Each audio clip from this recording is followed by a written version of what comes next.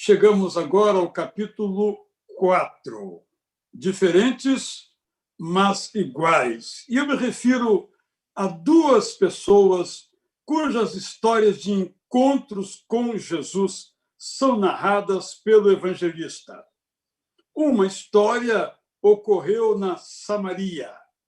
Outra história aconteceu na Galileia.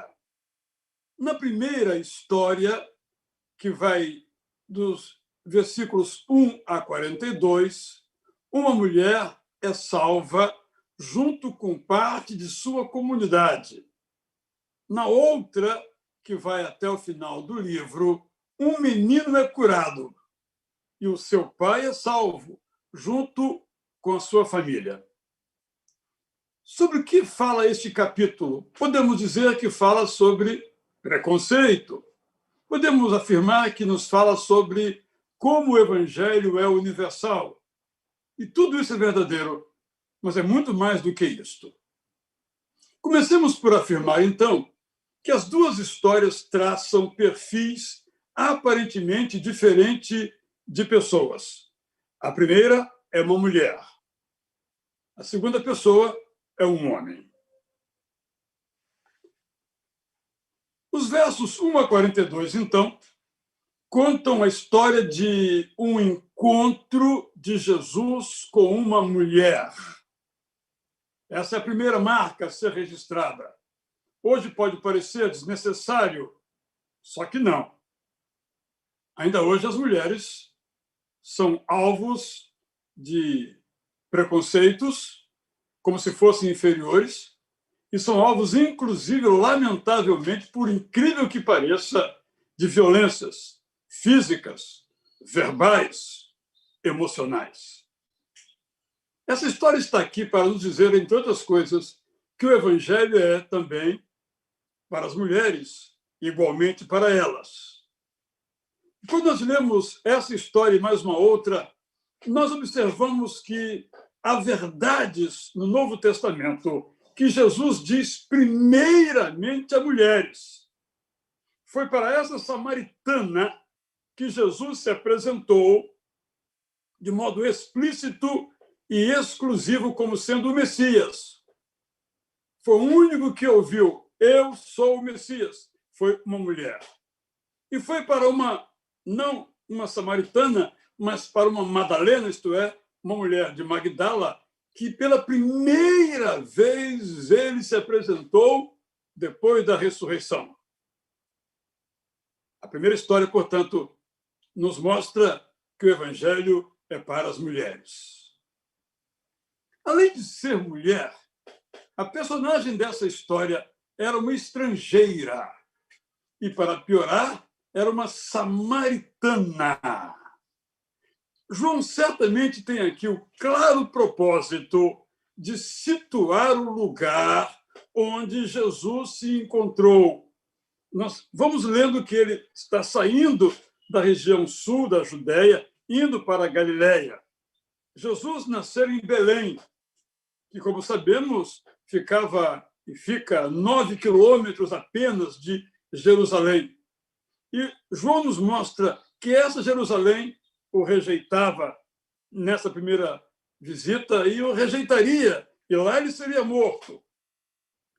Assim, depois de passar a Páscoa na cidade de Jerusalém, Jesus decidiu voltar para a Galileia, onde passara a sua infância, onde começara o seu ministério.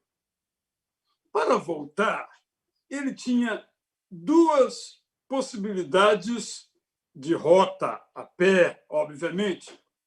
Uma era pela rota litorânea, indo mais ou menos seguindo o mar Mediterrâneo. Mas a outra, na época, era pelo Rio Jordão. E isso implicaria em atravessar o Rio Jordão mais de uma vez, sair e entrar, não era uma rota muito tranquila. A rota mais fácil, a rota mais simples, a rota mais direta, nenhum judeu fazia. Exatamente porque tinha que passar pela Samaria. Nenhum judeu fazia isto. Tinha várias razões para tanto.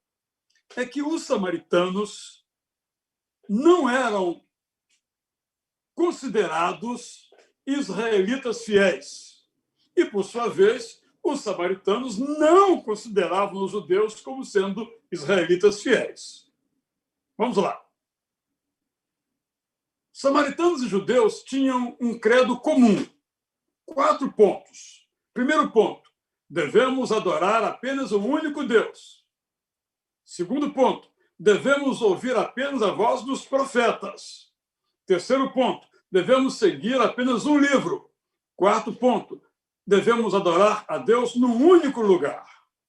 Esses 4 pontos da fé experimentada em Israel eram comuns a judeus e a samaritanos, todos israelitas.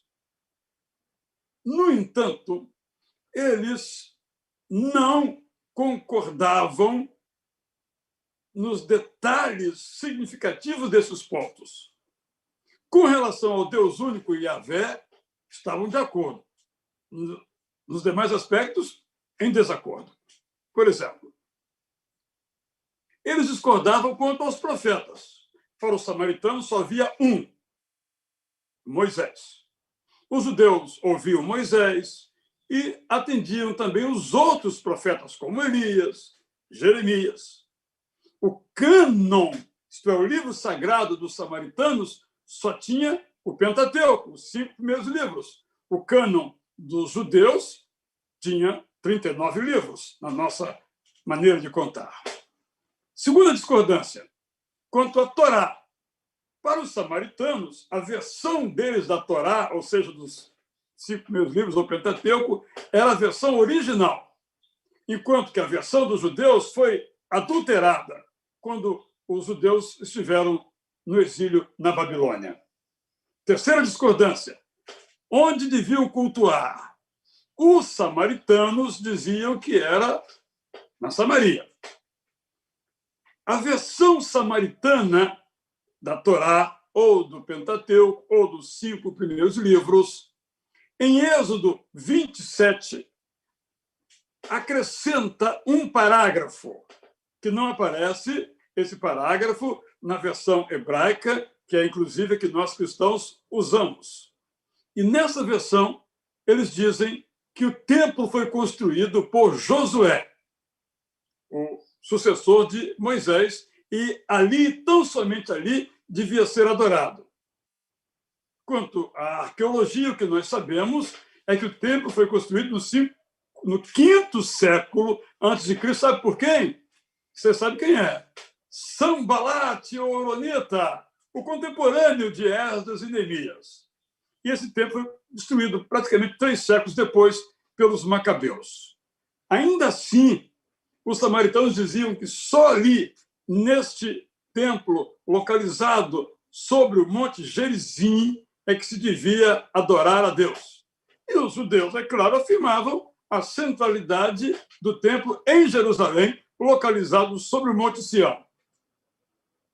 Basicamente, o seguinte: os israelitas judeus achavam que os samaritanos, que se consideravam os israelitas que guardavam a fé autêntica de Israel, não praticavam a verdadeira religião, porque tinham se contaminado durante a invasão assíria, no século VIII.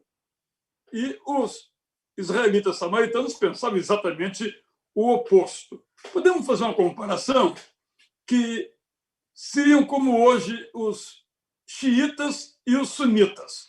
Para nós aqui de fora, são todos muçulmanos. Mas um xiita não considera um sunita muçulmano e vice-versa.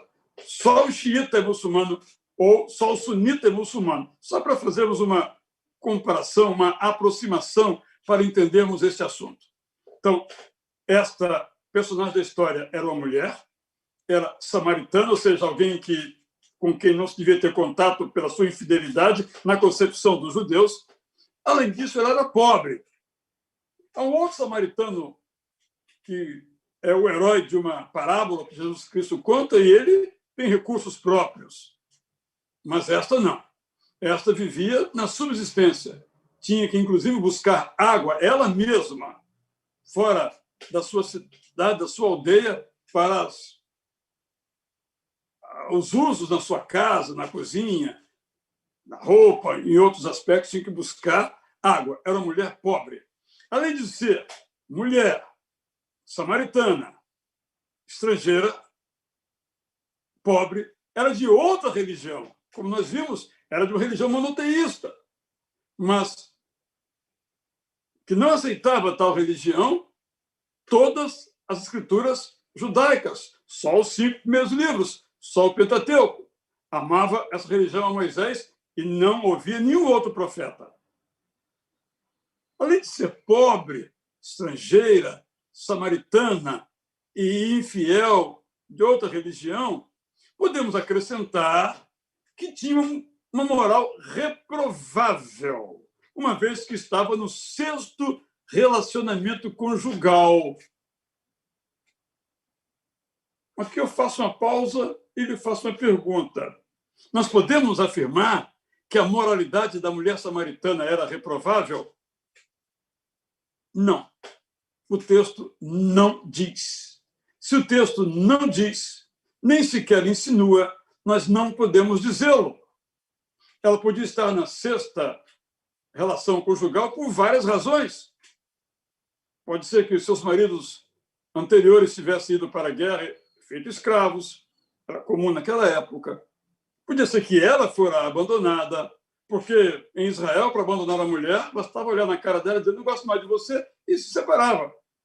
O homem da mulher, não a mulher do homem. Mas isso é uma outra história. Então é muito perigoso a gente dizer que ela era de uma moral duvidosa, porque o texto não o diz. Gostaria de salientar este aspecto. Então estamos diante de uma mulher samaritana, isto é, estrangeira, pobre e de uma religião desprezível, na concepção judaica. É com esta mulher que Jesus se encontra. Por isso que eu disse que esse é um texto sobre preconceito. E quando eu falei aqui que ela era de moral duvidosa, estou dizendo também que talvez isso seja parte do preconceito de quem interpreta. Não ouvindo com certeza, supõe que seja. A segunda personagem dessa história é um homem. Se na primeira história o encontro de Jesus com a mulher não foi planejado, na segunda foi o homem que tomou a iniciativa, foi o homem que procurou a Jesus. Não uma mulher que nem sabia com quem estava falando. Esse sabia. Não sabemos se ele era gentio ou judeu. Boa parte, ou a maior parte dos estudiosos acha que ele era judeu. E alguns poucos que ele era gentio. Não sabemos que o texto não diz. Esse segundo encontro foi com um homem que tinha um conhecimento prévio acerca de Jesus. A reputação boa de Jesus chegara a ele. João nos informa que ele era um basilikos, isto é, um funcionário da casa real, ou um funcionário público que em Cafarnaum representava os interesses do governo regional, algo como um governador. Esse governador regional era o edomita Herodes Antipas, filho de Herodes o Grande, aquele que mandou matar as criancinhas para que Jesus, na intenção dele, fosse morto também. Esse Herodes o Grande tem várias mulheres. Uma delas se chamava Maltace. E essa Maltace era mãe de Herodes Antipas. E eu confesso ao irmão, à irmã, que eu fiquei extasiado quando fui ler sobre essa mulher Maltace. Ela era samaritana. Claro que João sabia disso. Antipas governava a Galiléia e a Pérea, desde que o pai dele, o Herodes o Grande, morrera no ano 4 a.C. e fez um longo governo até o ano 39, portanto, aí 43 anos no poder. essa autoridade inicial lhe fora dada pelo imperador romano Augusto, que não lhe dera o título de rei. Herodes, sim. Herodes o Grande, sim. Ele não. Ele era apenas um tetrarca, isto é, um dos 4 governantes. Mas Tibério depois confirmou. É interessante que uma das, hoje, principais cidades da Galiléia é Tiberíades, em homenagem a Tibério, assim que ele se mantinha no poder, como em todos os tempos, não é, agradando os poderosos. Roma não o considerava como rei, mas o povo assim o considerava. Então, quando o evangelista chama de basílicos, isto é, alguém do reino, está completamente correta em sua afirmação. Ele cuidava das finanças e, por isso, tinha em cada região alguém, um representante, um prédio, uma repartição. Cafarnaum tinha uma alfândega e, certamente, esse oficial do rei, como as traduções dizem, o nobre, como outros também afirmam, tinha ali uma função e estava ali para representar os interesses governamentais ali daquela região, daquela tetrarquia, e, é claro, a serviço do imperador romano. Além dessa característica, esse homem era rico. Não sabemos o seu nome, mas era rico, tinha vários empregados, talvez escravos. A Bíblia chama de doulos. Possivelmente eram, de fato, escravos que estavam a serviço dele e de sua família. O contraste com a mulher samaritana é fortíssimo. Além disto, esse homem tinha, além de posses materiais, ocupava uma função no poder, na alta administração pública. A propósito, nós encontramos 2 pessoas que talvez pudessem ser relacionadas ou identificadas com este nobre, com este basilicos, com este oficial do rei. Cusa, lemos sobre ele em Lucas 8:3, que era o gerente dos negócios de Antipas da região, ou o Menahem, que era amigo de infância de Herodes. Lemos isso em Atos 13:1. Mas nós não sabemos o nome dele, mas sabemos que ele era alguém da alta cúpula, tinha um elevado status social e, evidentemente, era detestado pelos nacionalistas judeus. Mas ainda, este homem, além de rico, além de ser considerado importante, além de representar o poder, além de ser um homem que já por si era como se fosse ser abençoado, porque, inclusive, os judeus tinham uma oração dessa época que dizia o seguinte: graças te dou a Deus porque eu não nasci mulher. Você tem uma ideia de como era o papel da mulher. Por isso estou sublinhando esses aspectos, como Jesus muda totalmente esse horizonte. Esse anônimo personagem tinha uma família estruturada, tinha um filho, pelo menos, e era alguém que se preocupava com a sua família, tanto é que ele foi buscar ajuda onde achou que pudesse encontrar. Quando ele soube, então, que Jesus estava na região, montou o seu cavalo, ou talvez a sua carruagem, e percorreu os 26 quilômetros da sua cidade de Cafarnaum até Caná, onde Jesus estava. Ele ouviu que Jesus fazia milagres. É interessante, quando esse homem creu, os seus familiares, os seus empregados também creram, como era comum naquela época. O que nós aprendemos destas 2 personagens?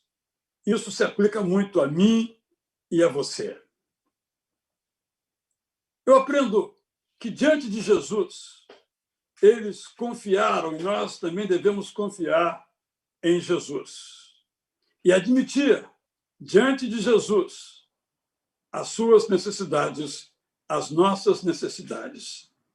Quando a mulher ouviu que podia tomar de uma água que tinha valor para sempre, ela disse: eu quero essa água, eu não quero mais voltar aqui nesse poço para buscar água, me dá essa água. A mulher admitiu a sua sede.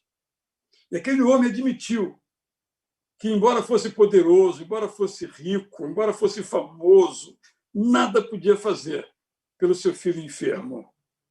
Diante de Jesus, ambos confiaram em Jesus. Diante de Jesus, nós devemos confiar em Jesus, admitindo as nossas fragilidades. Segunda lição que eu aprendo neste texto é que depois de se encontrarem com Jesus, eles ouviram o que Jesus tinha para lhes dizer. E aí, então, as suas vidas mudam. Os seus pequenos mundos descortinam para suas jornadas novos horizontes. A mulher percebeu que a vida é muito mais do que apenas beber água, comer e dormir, muito mais do que apenas subsistir. Quando Jesus passou a ser o Senhor dela, a alegria passou a ser parte integral da sua vida. Quando Jesus passa a ser o nosso Senhor, a nossa percepção sobre ele muda. E nós começamos a entender quem ele é. Não o que imaginamos que ele seja. Aquele homem imaginava que Jesus era apenas um taumaturgo, apenas um curandeiro. Mas quando ele ouviu a Jesus, ele teve a sua vida transformada e transformou a vida dos seus familiares. Em terceiro lugar, eu aprendo que depois que entenderam quem era Jesus, ambos renunciaram àquilo que criam. A mulher renunciou à sua teologia samaritana. O homem renunciou à sua visão miraculosa apenas de Jesus e passaram a adotar uma fé completa em Jesus, em lugar da teologia anterior, em lugar da crença anterior. Entenderam quem era Jesus. Quando nós entendemos quem é Jesus, nós renunciamos àquilo que antes nós críamos e passamos a adotar a fé em Jesus como nosso Senhor e o nosso Salvador. Quarto, aprendo aqui também que depois daquele encontro com Jesus, olha que interessante esse ponto comum com os demais. Ambos levaram o evangelho de Jesus a outras pessoas. Aquela mulher testemunhou a sua aldeia e dezenas de pessoas vieram a Jesus. Tão encantadas ficaram com Jesus, tão entusiasmadas ficaram em saber que ele era o Messias, que pediram: fica com a gente aqui, não vai embora não. Fala para todo mundo, conta para todo mundo na aldeia essa verdade. Porque depois do encontro com Jesus, eles levaram o evangelho a outras pessoas. E o texto diz sobre o homem que toda a sua casa creu em Jesus. Naquela circunstância, casa era o marido, a mulher, os filhos, os parentes próximos, como mãe, pai, sobrinho, primo, e os empregados, inclusive os escravos. Essa era a casa. Toda a casa, todos aqueles que viviam em torno daquele homem rico, todos se converteram pelo testemunho, não de Jesus, a quem não viram. Os primeiros se converteram a Jesus porque viram e ouviram. Mas agora estes, da casa do homem rico, só ouviram, mas viram a mudança que ocorreu na vida do seu chefe e viram que o menino que estava morto praticamente reviveu, que creram em Jesus. Uma quinta observação é que depois que eles, a mulher e o homem, se encontraram com Jesus, os dois se sentiram à vontade para falar de suas realidades sombrias. Aquela mulher, no seu sexto relacionamento, era muito frágil emocionalmente. Mas Jesus a fortaleceu. Tanto a fortaleceu que ela se tornou uma testemunha de Jesus. Aquele homem estava em frangalhos, porque ia perder o seu filho, que a doença iria levá-lo. Ele fez o que estava ao seu alcance. Ele fez o que o homem de sua posição não devia fazer. Mas o amor ao seu filho fez com que assim ele procedesse. ficou à vontade para chegar a Jesus e dizer: olha, o meu filho está morrendo. Me ajuda. Preciso do Senhor. O homem poderoso diz: eu preciso do Senhor. Diante de Jesus, nós devemos sentir a vontade. Como diz o hino que nós cantamos: a Jesus contarei tudo. E o que nós aprendemos com Jesus? Isso nos leva muito a pensar. Eu gostaria de dizer uma só palavra: Jesus ultrapassa fronteiras geográficas, culturais, religiosas, para nos abençoar, para nos salvar, para estar conosco. Jesus atravessa fronteiras e preconceitos. Por que será que Jesus decidiu passar pela Samaria? Apenas porque era o trajeto mais curto? Ou porque ali havia pessoas marginalizadas que ele podia restaurar a uma vida digna, a uma vida salva, a uma vida cheia de alegria? Ele passou por Samaria, porque ele ultrapassa fronteiras geográficas, culturais e religiosas. Era perigoso passar pela Samaria. Havia muitas tensões, bandidos inclusive.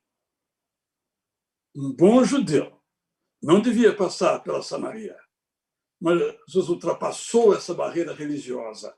Ele foi a Samaria. Aliás, até hoje, a Samaria, que está na autoridade palestina, nela não deve entrar um judeu. Ele não é proibido de entrar, mas se ele entrar e ficar doente, o plano de saúde não vai recolhê-lo. A ambulância não vai chegar lá. Ele não terá atendimento médico em Israel.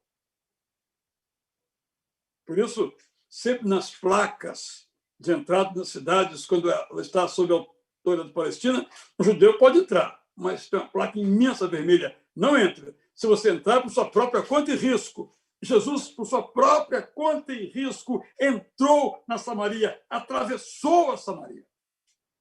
Hoje, por exemplo, há uma rodovia chamada número 6, que vai margeando um pouquinho o mar Mediterrâneo e faz uma curva lá em cima, à sua direita, para o leste, para alcançar a região de Cafarnaum, Nazaré, Caná e também Tiberíades. Há uma outra, que é a 90, mas a 90 tem trechos que passam pela Cisjordânia, não é também seguro. E há uma outra que passa por dentro da Cisjordânia, ou West Bank, como é dito, ou Samaria, como é o termo que os israelenses usam até hoje, e a Bíblia também usa os samaritanos. Mas isso aí não é recomendável. Naquela época, hoje também, porque hoje também nós temos fronteiras, fronteiras geográficas, fronteiras culturais, fronteiras religiosas. Mas Jesus entra em Samaria para dizer que a graça é para todos. A graça é para a mulher samaritana e todos quantos a representam no mundo de hoje.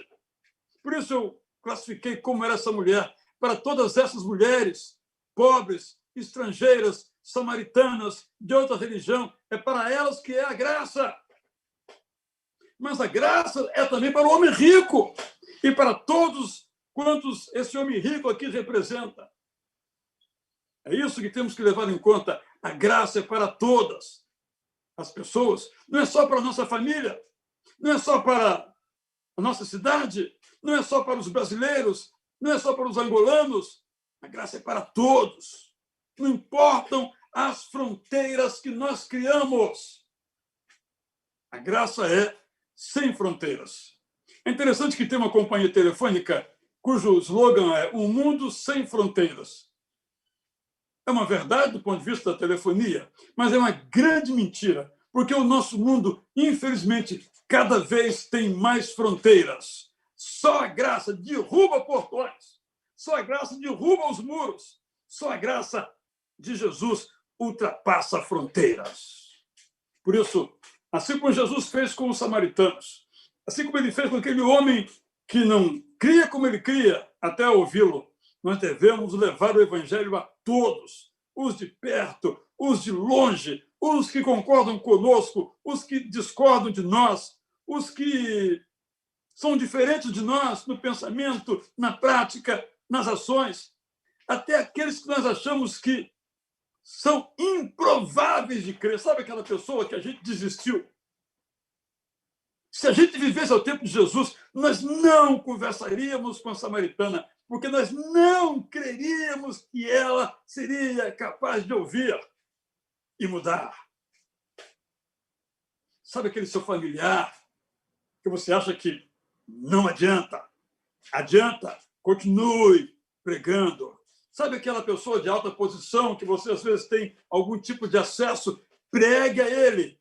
A graça é também para ele. A graça é para todos. É interessante que o texto mostra aqui essa ambivalência. A graça é para uma mulher pobre.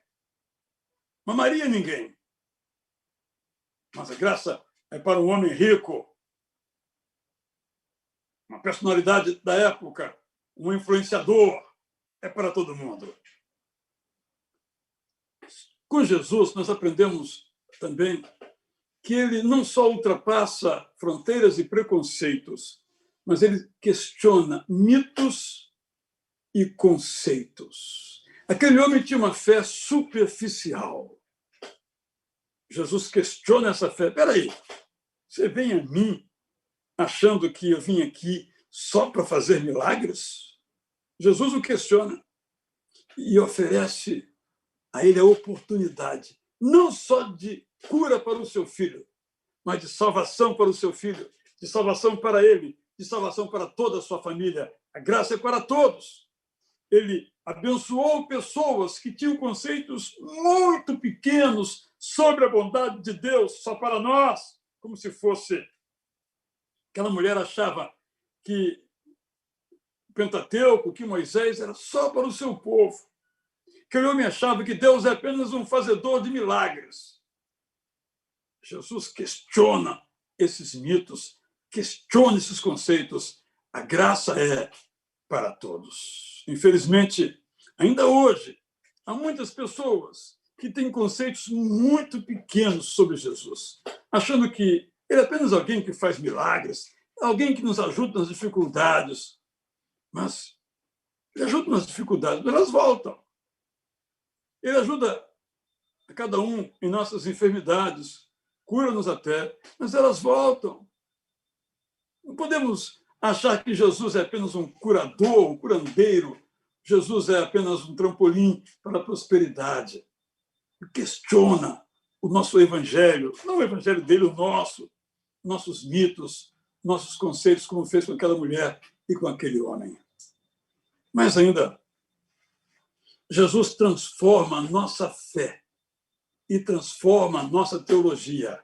A graça é para todos. Aquela mulher e aquele homem tinham uma fé muito pequenininha, mas Jesus levou em conta a fé que cada um tinha. O certo seria Jesus dizer: ô, mulher samaritana, você tenha paciência, eu sou o Messias, vê se você cresce. Não, ele pegou, dialogou com ela. Eu sou o Messias. Conversou com ela, ouviu as suas queixas, ouviu as suas dores e foi aos poucos dando a ela uma nova fé, dinamizando a sua fé, dinamizando a sua vida. Ela só pensava em si, em como subsistir. Mas agora, depois do encontro com Jesus, transformada em sua fé e em sua teologia por Jesus, ela abençoa a sua gente. A fé estava presente, mas limitada naquele homem que esperava apenas alguém que o livrasse da aflição. Jesus, em lugar de rechaçá-lo, criticou-o, mas como ele insistiu, acolheu-o. Tomou aquela fé pequenininha, incipiente, de um homem que só pensava no seu filho, fez com que ela se tornasse sólida, firme, forte. E agora ele pensa no seu filho, pensa na sua esposa, pensa na sua família, pensa em toda a sua casa e leva a graça a todos, porque a graça é para todos. Este é o capítulo 4 de João. Eu quero lhe dizer que tive o privilégio de ficar várias horas lendo, palavra por palavra, tentando compreender o sentido desse texto, que eu agora, então, compartilho com você. Eu não conheço a sua história. Não sei se você se identifica em algum aspecto com a mulher samaritana. Eu não conheço a sua trajetória. Não sei se em algum aspecto você se identifica com o homem de Cafarnaum. Mas, certamente, há alguns pontos. Certamente, alguém na sua família que esteja enfermo. Certamente, na sua família ou você mesmo, há dificuldades materiais, dificuldades financeiras. E é muito comum que, em meio a essas aflições, nós busquemos a Jesus. E não estamos errados.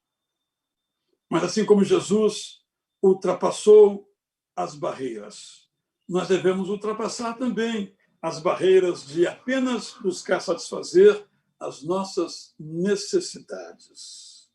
Nós podemos rever a nossa teologia. Nós podemos ter fortalecida a nossa fé. Eu não sei se você é uma pessoa preconceituosa. Vou dizer que sim. Eu sou.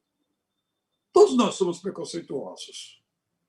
Há pessoas de quem nós não gostamos, algumas temos até razão. Os judeus tinham toda a razão de não gostar dos samaritanos. Como é que eles não adoravam em Jerusalém? Como é que eles só tinham um profeta? Como é que o livro deles só tinha 5 livros, não 39? E aí, cada um de nós tem os seus preconceitos. Nós não brincamos com os que moram em regiões diferentes da nossa, mesmo no Brasil. Este é isso, este é aquilo. Também não brincam conosco, por exemplo. Nós, homens, achamos que as mulheres são realmente iguais, por exemplo. Ou nós não gostamos de bajular quem está no poder, por exemplo. Nós tratamos aquele menino, aquela menina que mora ali embaixo na calçada, do mesmo modo que tratamos aquele que passa por nós com um terno e uma gravata indo para o trabalho, chegando dele. Talvez você diga, não, eu não tenho nenhum tipo de preconceito. Eu lhe dou os meus parabéns, eu não posso dizer isso a meu respeito. Estou nessa busca. Porque às vezes somos preconceituosos sem saber que somos. Mas não quer dizer que não sejamos. Mais do que isto, esse capítulo nos chama a ir a Jesus e falar dele, de nossas necessidades mais profundas, não aquelas que, como comida, bebida ou saúde, mais profundas, aquelas que realmente transformam as nossas vidas, moldam as nossas vidas. Este é o Evangelho. O que é que nós fazemos com o Evangelho? Esse é o capítulo 4 de João. O que é o que nós fazemos com esse capítulo? A mulher e o homem foram salvos por Jesus. Você se lembra que o Evangelho de João nos diz, em 3 lugares, que ele veio para nos dar vida abundante, em um lugar, ele veio para nos dar alegria em outro lugar, e veio para nos dar alegria completa em outro lugar. São 3 textos sinônimos, dizem a mesma coisa. Mas aquela mulher não conhecia essa abundância ou essa verdade, essa felicidade, essa alegria completa. Aquele homem também não conhecia. Mas depois que conheceram Jesus, passaram a ter alegria completa. Isso é para mim. E eu me alegro. Porque a minha alegria, não por minha causa, não por meu mérito, eu sou como aquele homem, como aquela mulher samaritana. Mas Jesus me resgatou, me buscou e disse, Israel, eu te amo. Podemos dizer ele se refere àquela mulher nesses termos: mulher, eu te amo. Para mim, você não é uma samaritana, você não é uma mulher, você é uma pessoa. Você não é alguém apenas que tem necessidades, você é uma pessoa completa. Eu amo o ser humano. Mas se você me ouvir, quero que você saiba de uma coisa. Eu vou lhe dar uma água, isto é, a salvação, alegria, que você nunca mais vai precisar buscar. É sua. Toma. E a mulher pegou, não só pegou para si, mas compartilhou com outros. Ele chega para o homem rico: olha, a sua posição para mim não tem importância. Pode ser pobre, pode ser rico. Vindo a mim, eu estou aqui para abençoar e para salvar. Olha, você veio em busca de mim por uma coisa, mas eu quero lhe dar muito mais do que isto. Eu quero lhe dar uma saúde da salvação. Essa dura eternamente. Você quer? E o homem disse: eu quero. Você quer? Eu lhe pergunto: você, mulher, quer? Você, homem, quer? Essa é a atitude, é a resposta que temos que dar. Porque o Evangelho não é apenas para a gente dizer: ah, que coisa linda é o Evangelho. Não. O Evangelho é para a gente fazer parte dessa história. Quero que você faça parte da história da mulher samaritana. Faça parte da história deste homem. Quero que você, como a mulher samaritana, como aquele homem de Cafarnaum, ponha toda a sua confiança em Jesus e a sua esperança nele. É para isso que ele veio. E é para isso que, como igreja, nos reunimos para pregar o Evangelho de Jesus. Cante, ore. Vamos agora ter esse instante de louvor a Deus, com essa verdade que nos fala quem é Jesus. Que seja essa verdade do seu coração.